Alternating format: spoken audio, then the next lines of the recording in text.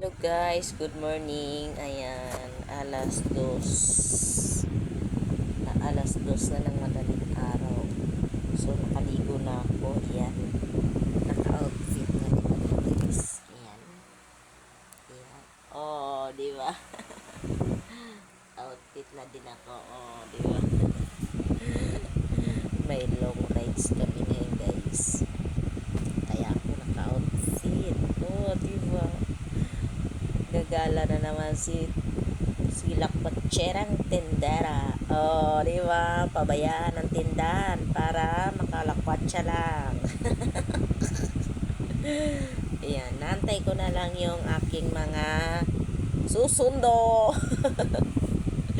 Joke lang. Nantay ko yung mga kasama ko.